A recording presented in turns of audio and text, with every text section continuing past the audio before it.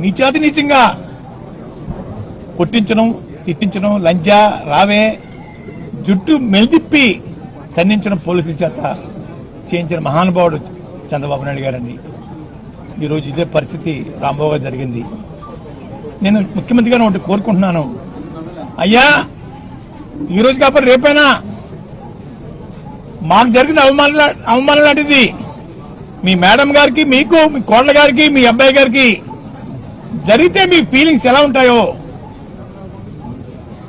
చెప్పాలని నేను కోరుకుంటా ఉన్నానండి. మేము బానిసలు కాదండి అయ్యా, పాకిస్తాన్ నుంచో ఆఫ్ఘనిస్తాన్ నుంచో వలస రాలేదండి అయ్యా, ఇక్కడే పుట్టాం, ఇక్కడే పెరిగామండి.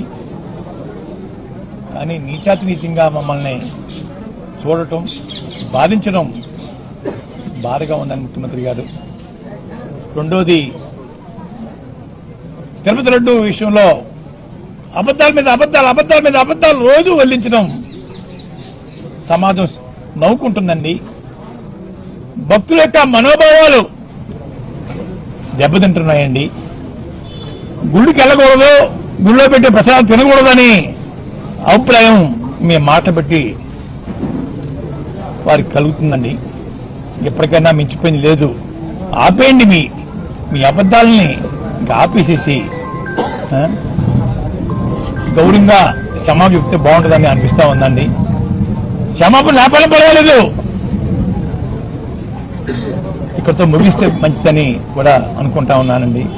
ముగించకుండా సిబిఐ దర్యాప్తు మీద మళ్ళీ కమిషన్ వేయటం అన్నది ఏంటి మీ ఉద్దేశం? అందరినీ ముద్దాలకే పెట్టి జైల్లో పెట్టేద్దామనా ఏంటి ముఖ్యమంత్రి గారు? ఎన్నో రిపోర్ట్లు నెగిటివ్ గా వచ్చాయే, ఎక్కడా పాజిటివ్ గా లేదే. మాట మాటికి గొడ్డు మాంసం అని, పంది మాంసం అని, చేప కొవ్వు అని, ఆవు కొవ్వు అని అబద్దాలు వల్లిస్తా ఉన్నారు. ఆపని ముఖ్యమంత్రి గారు, దేవుడి మీద భక్తి పోతా ఉంది. అయ్యా ఇది మంచి పని కాదు. అధికారం ఇచ్చారు, మన ఇచ్చేది కాదండి రాష్ట్రం, ప్రజలు ఇచ్చారు ఒకసారి అవకాశం, మళ్ళీ పోయింది, మళ్ళీ ఇచ్చారు. సద్వినియోగం చేసుకోండి ముఖ్యమంత్రి గారు, బాధించకండి. గౌరవంగా జీవించే మనుషుని గౌరవంగా జీవించనమనండి, అంతేగాని మీకు బానిసలుగా చేసుకోవడం కోసం మా ఇళ్ల మీద దాడి చేయించే కార్యక్రమం స్వచ్ఛ పలకమని చెప్పేసి నేను కోరుకుంటా ఉన్నాను. ప్రతి ఒక్కరు ఒక ఏదో కులంలో పుడతాం. ఆ కులాన్ని స్వార్థం కోసం వాడుకుంటే ఒక రాజకీయ నాయకుడిలాగా కొంతకాలమే పదవి ఉంటుంది. అది ఆ పదవి కొంత 5 సంవత్సరాల తర్వాత ఉంటుందో ఊడిపోతో తెలియదు. అది కానీ కుల బలాన్ని ప్రజల కోసం నుంచోబెట్టి ప్రజల తరపున పోరాడే వ్యక్తిని ప్రజానాయకుడు గుర్తిస్తారు. అలాంటి ప్రజానాయకుడు కీర్తిశేషులు వంగవీటి రంగా గారిని చెప్పని కూడా సగర్వంగా చెప్పుకుంటా ఉన్నారు. ఈ ప్రాంతానికి, గుంటూరు పార్లమెంటు ప్రాంతానికి ఒక విశిష్టత ఉంది. ఇంతకుముందు మీ పార్లమెంట్ సభ్యులు జయదేవ్ గారు ఈ ప్రాంత సమస్యల మీద ఎన్నోసార్లు ఆయన గలం విప్పారు పార్లమెంట్లో.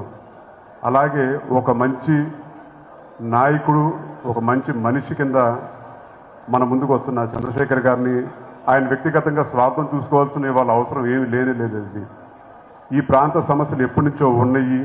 అలాగే ఈ ప్రాంతంలో రాజధాని అనేది సగంలో ఆగిపోయింది. ఆ ప్రాంతాన్ని మొత్తం అంతా అభివృద్ధి చేయాలని చెప్పని ఒక సంకల్పంతో ముందుకొచ్చారు. కాబట్టి మనందరం కలిసికట్టుగా ఆయనకు మద్దతు తెలియజేయాలని చెప్పని కూడా మిమ్మల్ని అందరినీ